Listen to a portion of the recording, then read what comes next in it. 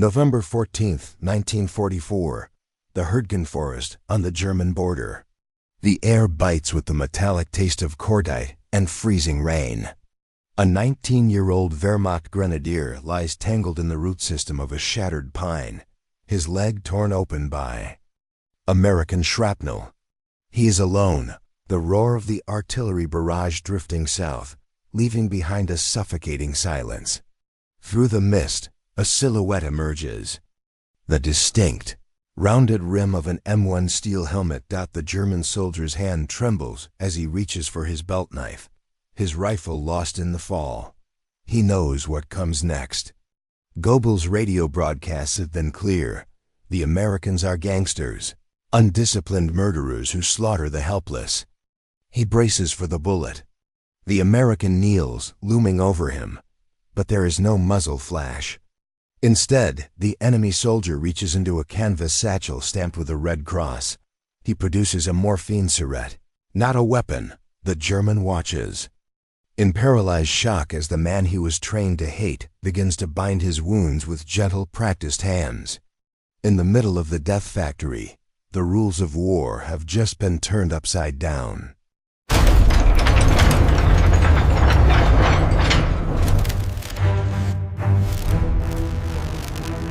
The winter of 1944 did not bring the silence of snow, but the thunder of a closing trap. By November, the Third Reich was no longer conquering, it was suffocating.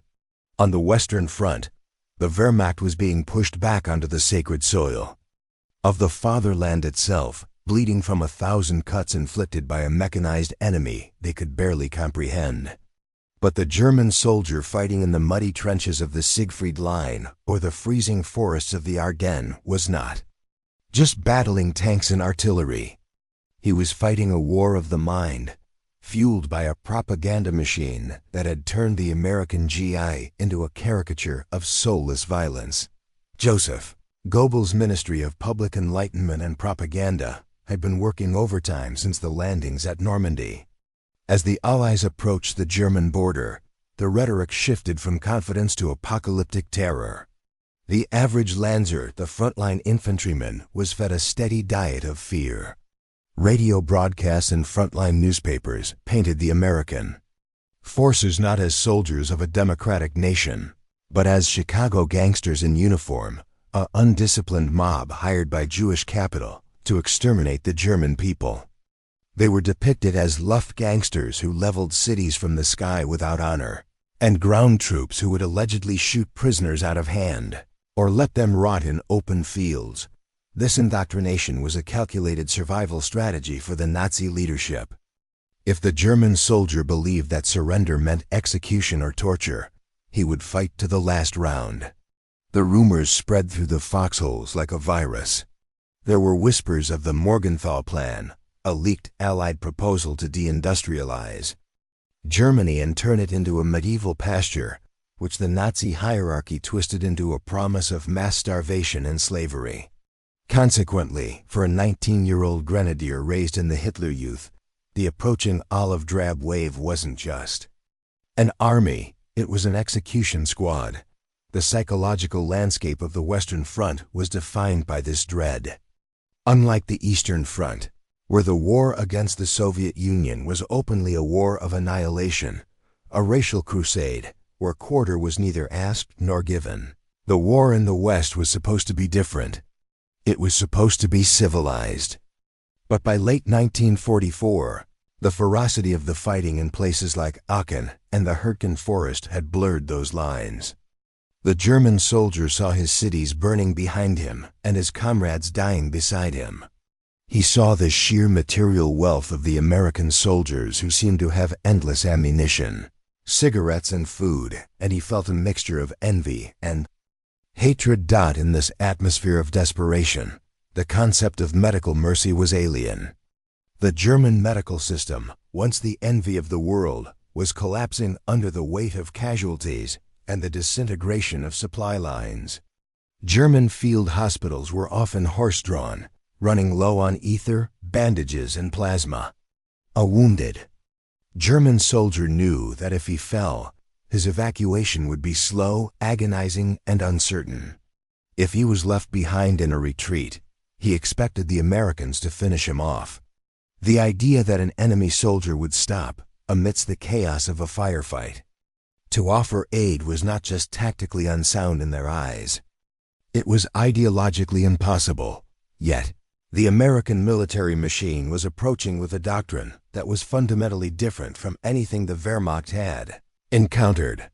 While the Germans fought for survival and ideology, the Americans brought with them a logistical juggernaut that extended even to the preservation of life. The U.S. Army did not just bring tanks. They brought a medical infrastructure designed to process casualties with industrial efficiency. And critically, this system was built on a rigidity of orders that often bypassed the hatred of the individual soldier. The American medic was trained to see a wound, not a uniform. But to the German soldier crouching in his foxhole, checking his magazine and waiting for the end, this was a reality he had yet to experience, a collision of cultures that would occur in the bloody mud of the greatest battles of the war. To understand why a German soldier would be paralyzed by the sight of an American medic, one must understand the machine that stood behind that Red Cross. The United States Army in World War II was not merely an expeditionary force. It was a marvel of industrial logistics, and nowhere was this more apparent than in the Army Medical Department. While the Wehrmacht relied on the individual bravery and shrinking resources of its senator, the American GI was backed by a chain of evacuation that was as relentless and organized as a Ford assembly line. This system was built on a radical, standardized doctrine, the preservation of manpower. In the brutal calculus of 1944, a soldier was an investment, thousands of dollars in training and equipment that could not be easily replaced. Therefore, the primary mission of the medical corps was to conserve the fighting strength. This doctrine created a massive, tiered infrastructure that stretched from the foxhole to the general hospitals in England and the United States. But at the tip of this spear was a single vulnerable figure, the combat medic, known universally as Doc. The combat medic held a unique and perilous position on the battlefield. Under the Geneva Convention of 1929, medical personnel were designated as non-combatants. They were not to carry offensive weapons, though many carried a pistol or carbine for self-defense against desperate enemies or wildlife. Their primary weapon was the Unit 3 medical kit, a canvas bag filled with morphine syrettes, sulfonamide powder to prevent infection, bandages, and plasma. To the average infantryman, the medic was often the most respected man in the platoon, the one person whose job was to run into the fire rather than away from it. However, the training of these medics introduced a profound psychological friction. They were taught a rigid system of triage, a French term for sorting. In the chaos of a casualty collection point, patients were not sorted by rank, nationality, or ideology. They were sorted by the severity of their wounds. This was the law of the tag. A simple cardboard ticket, wired to a soldier's uniform, indicated their status: immediate, delayed, minimal, or expectant, the last being a polite term. For those too far gone to save, this triage logic was cold, mathematical, and to the uninitiated, deeply counterintuitive.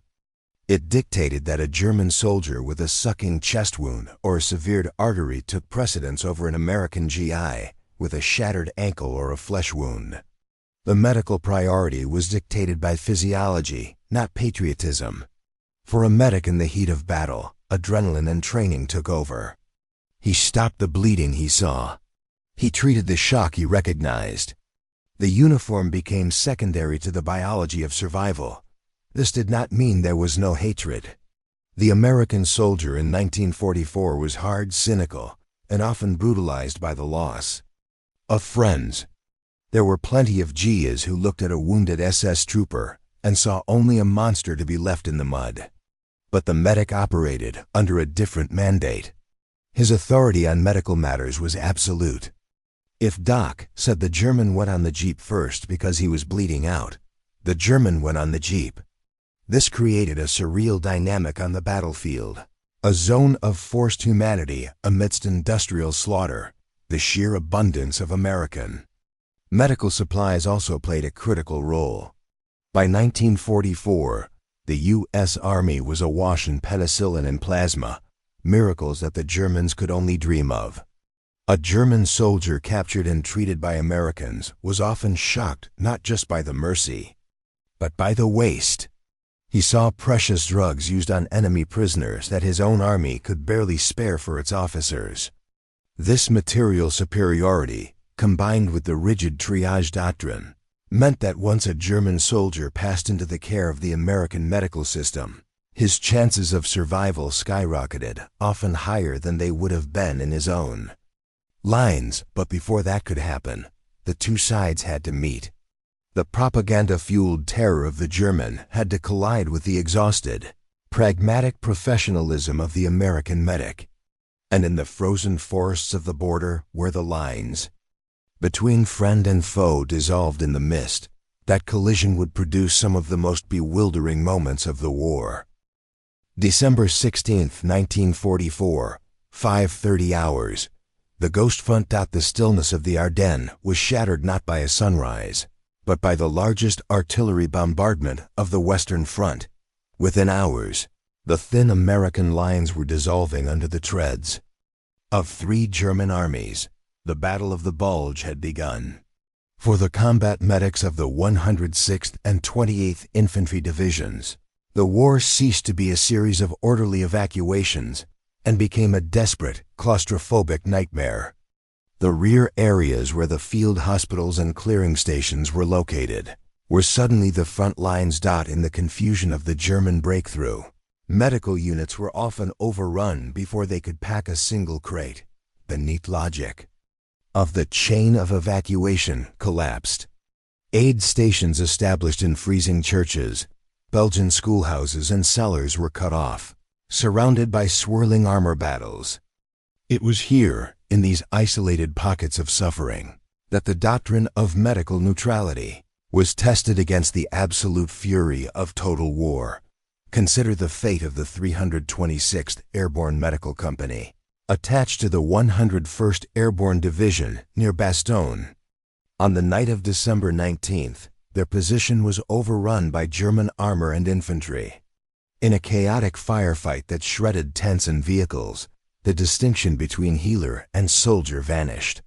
But as the smoke cleared and the Germans secured the area, a strange, tense ecosystem emerged. The Americans were now prisoners, but they were still medics. And the Germans were winning, but they were bleeding. Inside the dimly lit aid stations, the floor became an equalizer of misery. American paratroopers with shrapnel wounds lay inches from panzer grenadiers with crushed legs. There were no separate wards. The triage officer, often a sleepless American captain or major, moved down the rows of stretchers, his boots sticky with a mixture of frozen mud and blood that belonged to both armies.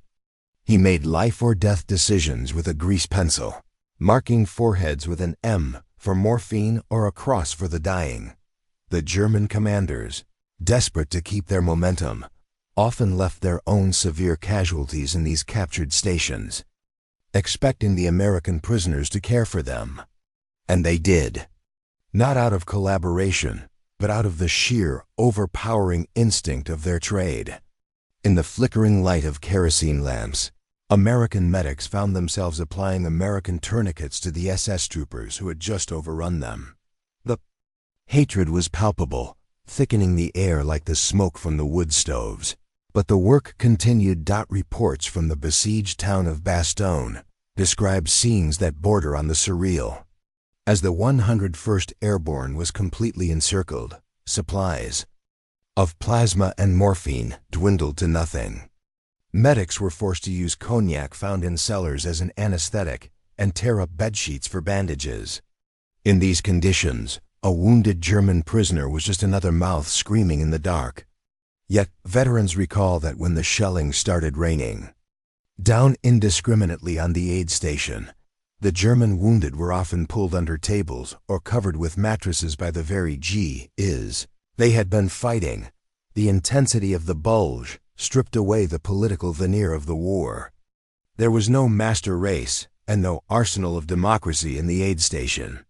There was only the sucking chest wound in the corner and the amputation on the table. The sheer volume of human wreckage forced a suspension of hostility.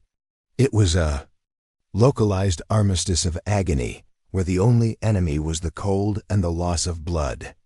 And in this cauldron, the American medic stood as the arbiter of life, his hands stained with the blood of friend and foe alike, proving that even in the apocalypse of the Ardennes, the rules of humanity could not be entirely extinguished by artillery. The chaos of the Ardennes eventually forced a surreal pragmatism that defied the orders of high command. In the shattered villages around Bastogne, where the front line was, often a single ruined wall, the sheer volume of wounded overwhelmed the capacity for hatred. There are documented instances where German medical officers, their own supplies exhausted, would walk under a white flag to American lines not to surrender the battle, but to surrender their wounded. One such incident occurred near the village of Naval. A German battalion aid station, overrun by American counterattacks, was found packed with critical cases. The German doctor, a weary Oberstarst, Colonel Doctor, did not reach for his Luger. Instead, he simply pointed to the rows of gray-clad men bleeding on the floor, and then to his empty medical chest. The American medics, already dealing with their own mass casualties, didn't hesitate. They moved in. For the next 12 hours, amidst the thud of mortar rounds landing outside, American plasma flowed into German veins. This was the breaking point of the ideological war.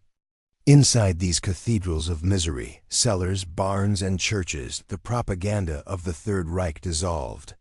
A German soldier, drifting in and out of consciousness, would wait to see an American giving him a cigarette, not a bullet. He would see the gangster carefully cleaning the shrapnel from his leg. It was a cognitive shock that no amount of indoctrination could withstand. The enemy was saving him, but this mercy was fragile. Outside, the slaughter continued with unabated fury. There were moments where the truce held only as long as the morphine lasted. In one aid station, an SS officer, delirious with pain, reportedly tried to strangle the American medic treating him, screaming slogans until he was sedated. Yet, these outbursts were the exception. The overwhelming reality was a shared, silent desperation. The climax of this medical drama wasn't a single explosion, but a quiet realization in the midst of hell. It was the moment a German soldier, terrified and in agony, looked into the face of his enemy and saw only a man trying to help. It was the moment an American medic, exhausted and grieving, realized that the boy on the stretcher was just like the boy he'd left back home in Ohio. In the freezing cold of the bulge, the enemy ceased to exist in the triage room. There were only the living and the dying. And the American medic, armed with nothing but a satchel of bandages, stood between them. To wear the Red Cross brassard in the European theater was to walk a razor's edge between immunity and target practice. Theoretically, under the Geneva Convention, the medic was a non-combatant, untouchable by enemy fire as long as he did not engage in hostilities. In the early campaigns of North Africa and Italy, this rule generally held. But as the war ground toward the German border, the distinction began to disintegrate. In the claustrophobic, tree-burst nightmares of the Hürtgen Forest, visibility was often less than 20 yards. A German machine gunner suppressing an American advance saw movement first and identifier second. The white circle and red cross on a medic's helmet painted specifically for visibility could easily become an aiming point in the gloom. Yet surprisingly, many Wehrmacht units maintained a disciplined respect for the symbol. Veterans on both sides speak of momentary ceasefires, where firing stopped specifically to let a medic retrieve a wounded man. It was a professional courtesy. Among soldiers who knew that tomorrow it might be them screaming in the wire, however, this gentleman's agreement was fragile. Confronting the fanatical Waffen-SS, or the desperate Volkssturm units defending their own villages, changed the equation. Here, the medic was often seen not as a neutral savior, but as a force multiplier, a man who returned American riflemen to the fight. Reports from the Battle of the Bulge indicate that some SS units deliberately targeted medics to demoralize the infantry. For the American doc, this meant his job was a terrifying gamble. He had to stand up when everyone else was digging in. He had to run toward the screams while bullets snapped around him, trusting in a piece of cloth and the erratic conscience of the enemy to keep him alive. If the medic's survival was a gamble, his work was a rigid, cold equation. The decision to treat a German soldier before an American was rarely born of bleeding heart sentimentality. It was a matter of medical necessity and tactical pragmatism. The U.S. Army's medical doctrine was clear. Triage was blind. A sucking chest wound, where air enters the chest cavity, collapsing the lung, was a death sentence in minutes regardless of the uniform.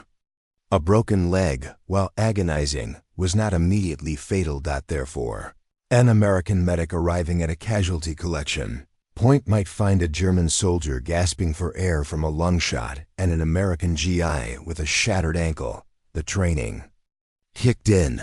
The German got the plasma and the occlusive dressing first. The American got a cigarette and a shot of morphine while he waited. This was the golden hour principle, the idea that survival chances plummeted if shock wasn't treated immediately. There was also a hidden tactical benefit to this humanity. A treated prisoner was an intelligence asset. A dead German told no tales. A stabilized one could be interrogated.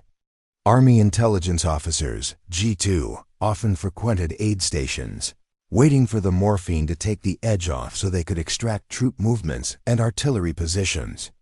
By saving the enemy, the medic was in a roundabout way helping to win the battle. But in the heat of the moment, the medic wasn't thinking about intel. He was thinking about blood pressure, pulse rates, and the sheer, mechanical act of stopping death. For the German soldier, waking up in an American aid station was a collision with a reality he had been told did not exist.